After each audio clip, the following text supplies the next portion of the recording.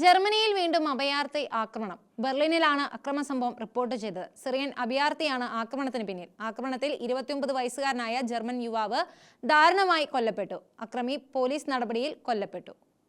German തലസ്ഥാനമായ ബെർലിനിലെ Sophy Charlotte പ്ലാറ്റ്സ് സ്റ്റേഷനിലാണ് കത്തിയാക്രമണം അരങ്ങേറിയത്. 43 വയസ്സുകാരനായ സിറിയൻ അഭയാർത്ഥിയാണ് ഈ ഭീകരാക്രമണം നടത്തിയത്. 29 വയസ്സുള്ള ജർമ്മൻ യുവാവുമായി വാക്കുതർക്കത്തിലേർപ്പെടുകയും കത്തിയെടുത്ത് 3 തവണ കുത്തിയതായാണ് റിപ്പോർട്ട്. സംഭവസ്ഥലത്തു നിന്നും രക്ഷപ്പെടാൻ ശ്രമിച്ച പ്രതിയെ പോലീസ് വെടിവെച്ച് വീഴ്ത്തി.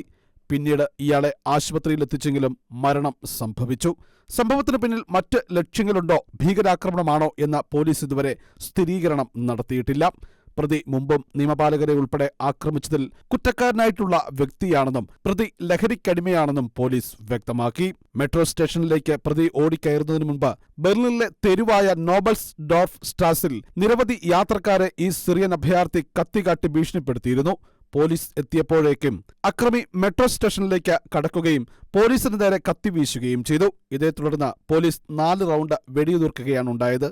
അതേസമയം അഭയാർത്ഥികളെ കൊണ്ട് പൊറുതിമുട്ടിയിരിക്കുകയാണ് യൂറോപ്പ്, പ്രത്യേകിച്ചും ജർമ്മനി. അനധികൃത കുടിയേറ്റക്കാർക്കെതിരെ അമേരിക്കൻ പ്രസിഡന്റ് ഡൊണാൾഡ് ട്രംപ് എടുത്ത നടപടികളെ പിൻപറ്റി കുടിയേറ്റക്കാർക്കെതിരെ ജർമ്മനിയും കർശന നടപടികളിലേക്ക് കടന്നിരുന്നു. തുടരെ ഉണ്ടാകുന്ന ആക്രമണങ്ങളുടെയും ഭീകരാക്രമണങ്ങളുടെയും പശ്ചാത്തലത്തിൽ നടപടി കർശനമാക്കിയിരിക്കുകയാണ് ജർമ്മൻ ഭരണകൂടം. International desk, Shekinah news.